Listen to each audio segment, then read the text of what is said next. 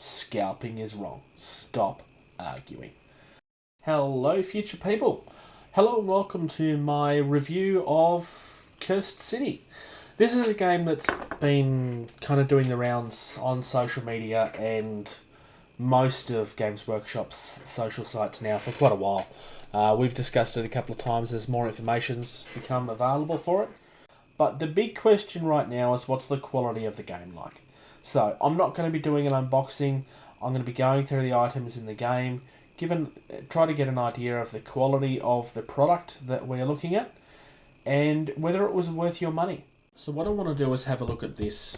We already know what the models are like. We've seen hundreds and hundreds and hundreds of pictures of them. I will go through the sprues and give you a look at what the sprues look like, because that'll give you a bit of an idea of how easy they're going to be to build. Okay, let's get into the more interesting part of this. So the box is, this is arguably, I think this might be the best looking box that they've done in years. It's just gorgeous. Really nice, fine detail, but it's artistically drawn. I really, really like this. Alright, first things first. This is a sealed envelope that we are told, do not open until the final assault decapitation journey has been completed. So this is the equivalent of your legacy type mechanics, and it's something that you're not supposed to know about until the end. I love the fact that they're doing this, because this is already a sign of what I was hoping, which is that this is actually a real game and not just something that's pretending to be a game to sell models. Yeah. Quest book we'll come back to. I want to have a bit of a look through the rule book. But before I do, I've just pulled out an example of one of each dice here. These are your standard G-dub dice. There's nothing interesting about these at all. These are regular Chessex dice. Spoiler alert, that's where Games Workshop get most of their, not all, but most of their dice from. They're fine. There's nothing spectacular about them. They're fine. This one here is one of the unique dice. So you've got 4 blank sides on this. One that has 2 pips and one that has 1 pip. This one is kind of similar. So you got 1, 2, 3, 4 blank sides. You got 1, 2, 2, 1. So you got 2 1s and 2 2s. But it's broken up a little bit, which is nice. This is a regular D12. So nothing spectacular about that. It's just a D12. And is it D12? Yes, that's a D12 as well. So 1, 2, 3.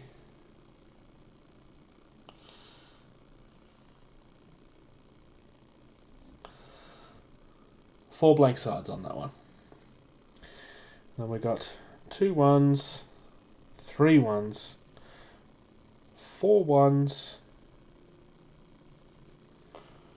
and 3 2s. Yeah. No, 3 2s, 3 1s. I must have counted one of the pips wrong. But that's the unique dice.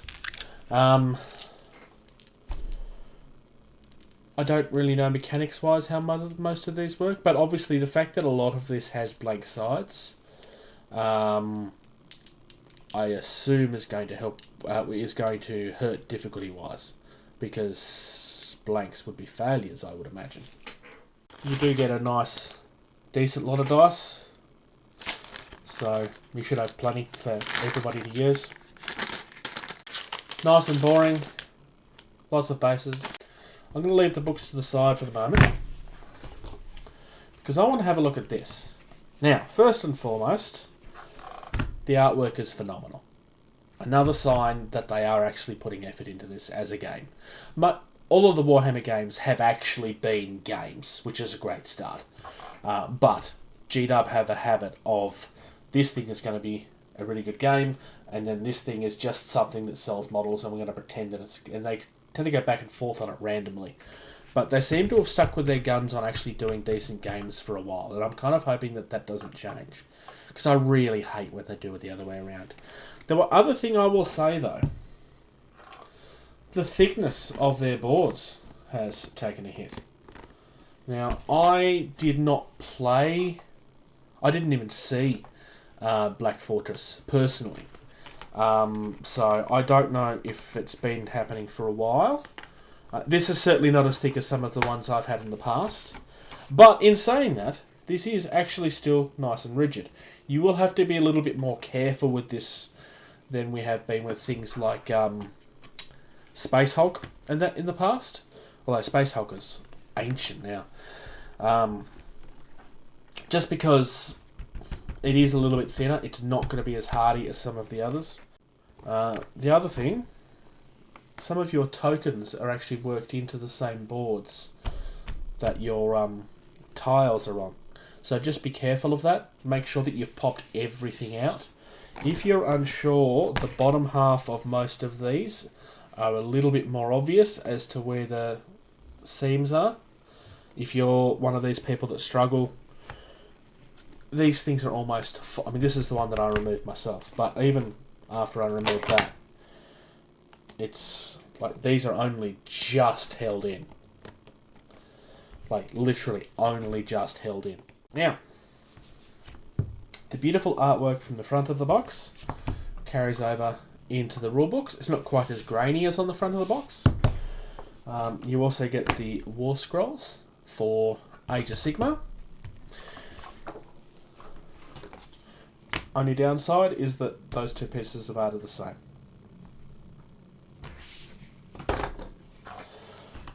I would have liked to have seen that have some significance as to what's happening in that final level, but that's just me.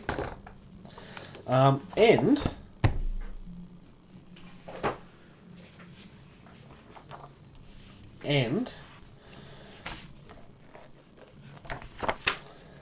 there is an errata on one of the build guides. I'm going to see if I can find later on where the mistake is that this is trying to correct. I assume it's down here because that's the only one that has something that's highlighted. But I'm guessing. Alright, War Scrolls wise. So this is supposed to have War Scrolls for everything that's in the box. So we've got Captain Amelba Braskov. So 5 wounds, 5-inch move, save as a 3+, 8 bravery. 5, 6, 5, 7. Jelson. I might just quickly go through these, because you can pause the video to get an eye on them yourself. They are laid out nice and easily. They're not terrible. Ooh, that's a nice surprise. They are laid out nice and evenly. They should be easy to find everything that you're looking at. That's one of the big bads. Gatekeeper, Bloodborne, the Vaskia. Nice. And the pitched battle profiles. So the rolls, and so on and so forth. This is the build guides. So, Dagnai.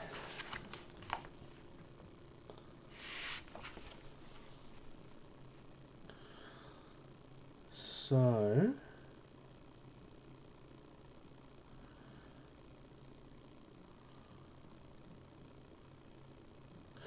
okay, so they've remade this entirely. I'm just going to bring that down a little bit. So in the corrected one, these 3 pieces are all going together at the same time. And then you've got the arms going in. Whereas on the original, they've kind of broken it up a little bit differently.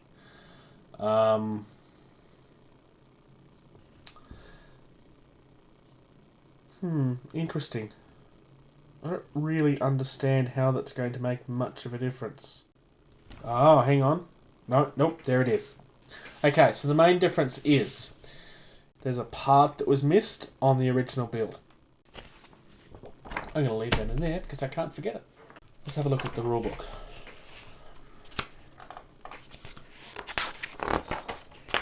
Nice introduction to the game.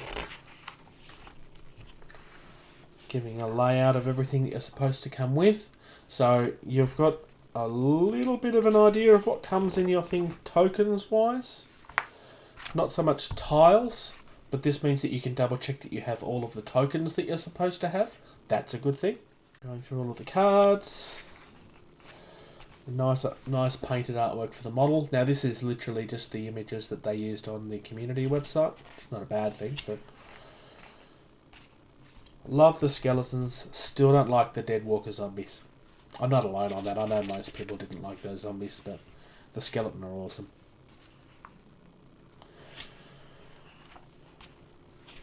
It's all laid out nice and neatly. I am kind of skimming through it at the moment, but it's all going nice and neatly. Example of your playing area. Yeah, no, this is good. Like I said, I am kind of just skimming through this. You're welcome to pause the video and view and read it for yourself if you would like. GW usually are pretty good with most of their instruction books. They don't tend to go too loud. That's kind of something that I've mentioned in the past. That sometimes if you try to make it look too pretty, then it becomes harder to read.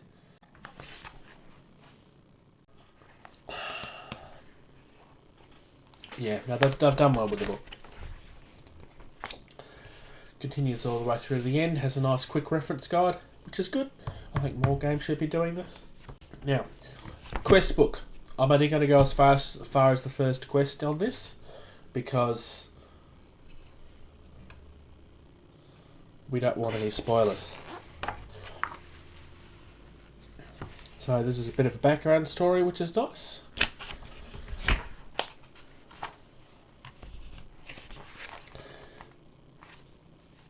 Masters of the Conflict. So you're getting a lot of backstory into this, which is good.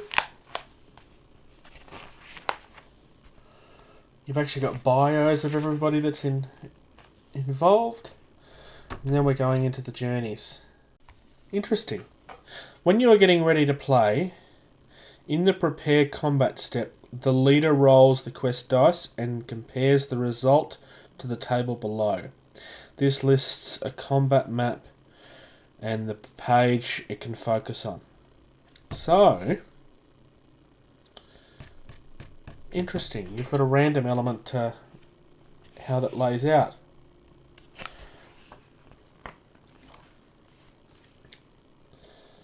And that's where your layout comes from. Okay, nice. Okay, yeah, I like that.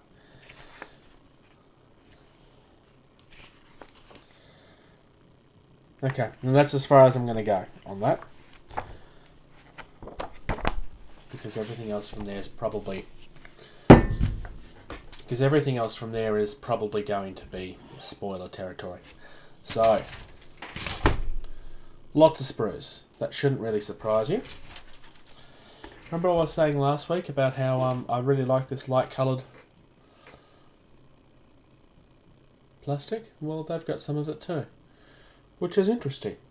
Games Workshop don't usually change the colour of their plastic unless they're coming from a different factory, which concerns me, because it coming from a different factory isn't always a good thing. So there is the extra part that was missing on the instructions. You'll want to keep an eye out for that. And having a quick look at this is all going to be pretty much push fit. It's all going to come together rather easily. You shouldn't have much problems putting this together. It's only going to go together one way. Just make sure you follow the instructions and you should be fine. All of the sprues are nice and tightly packed, but the downside of having pieces like this is that there's not going to be much left over to be able to fill your bits boxes. But this is supposed to be a self-contained thing. This is not supposed to be something that you're building armies from and so forth. But in saying that, I suspect that there's going to be a lot of people that want to start the Soul Blight that will want to use these to start that. I'm not going to lie, there's definitely a temptation on that for me. I will be buying something from that army to paint, unless I scratch that itch with these kits. This new Vazgear is gorgeous. They've done really, really well here. Because I only showed off one side of this one. But yeah, it's all push fit. It's all going to go together quite easily. You shouldn't have any issues there. Alright, now before I finish off, we have cards.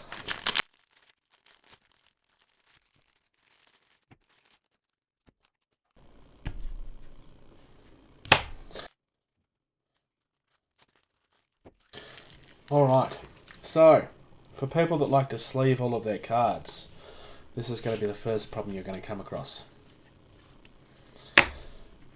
All of these cards are different sizes.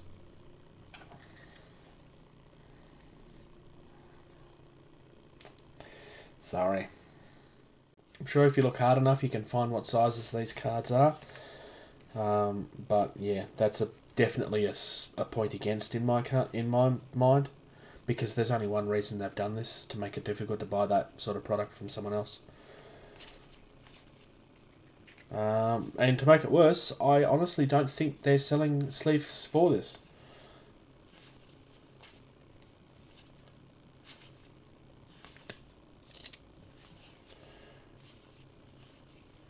So this appears to all be one deck. That could lead to several different options.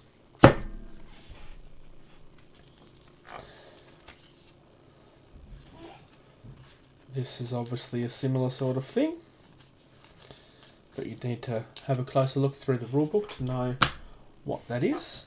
I suspect that this is some sort of what monster is appearing type idea.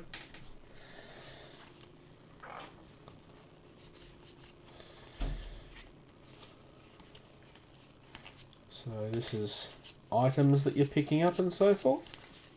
What's that coloured ones back there?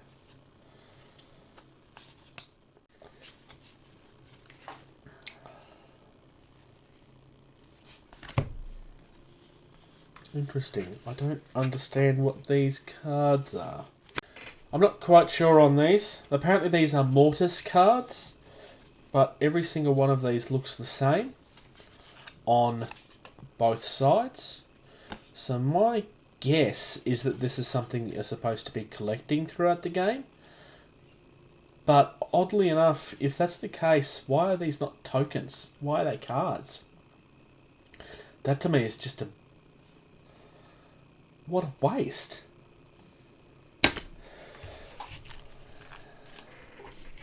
So they're certainly not a perfect set. That just seems really dumb to me. I'm not sure on that. Traits. Interesting. So as things get more difficult, they have ways that they change.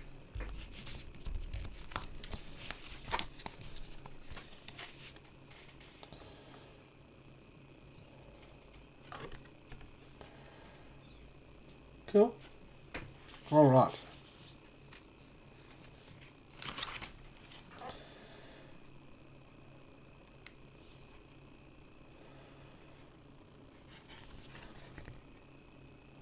Double-sided.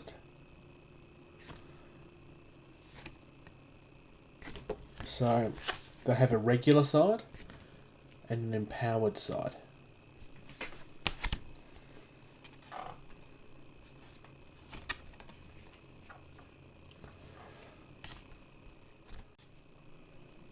I like this behavioural table. They'll have different ways that they can react depending on what's going on. And I like the fact that they're using the actual mini so that people aren't confused. And they've been painted quite nicely in the images too. Again, it is just the same images that were used in the community one, but they're not going to paint multiples of it just for advertising. It kind of makes sense that they paint them all well the first time and then just share those images around. Does probably mean that this game has been ready to release for quite a long time though.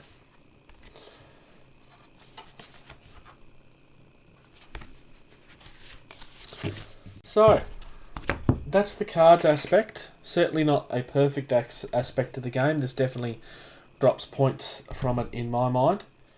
This is the same thing for the heroes, but just for the heroes instead. And their lengthways instead of being vertically.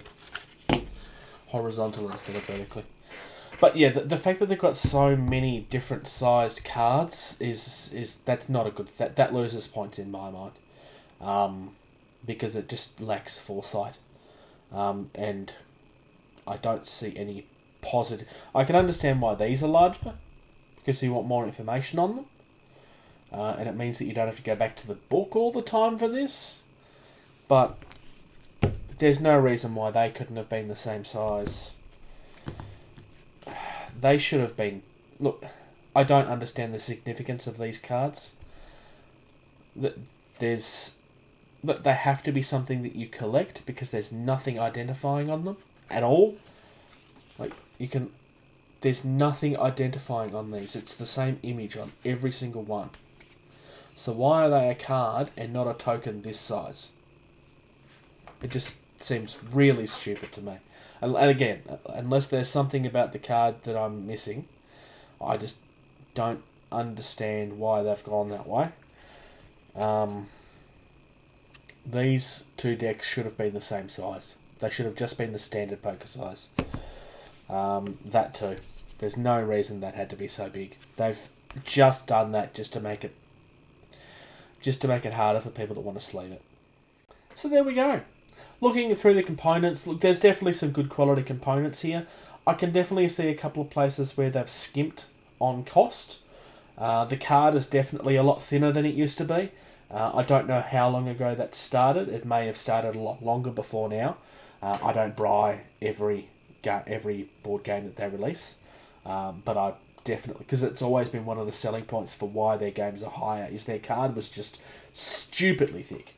I mean, this is still firm. It's not going to last forever like things like Space Hulk did, but it's still firm. It'll still hold together. It's not going to be flimsy, but it's certainly not as strong as it used to be. I am disappointed that they're selling so many different card sizes. That again just leads to making it difficult to look after the game. As far as the contents of the game is concerned, look, this definitely is a game. This is not something that's been boxed together with flimsy rules so that they can pretend that it's a game. This is definitely Warhammer Quest. It's definitely a board game. There's no criticism to come for that. Whether this is as good as previous Warhammer Quests is something that will be determined over time.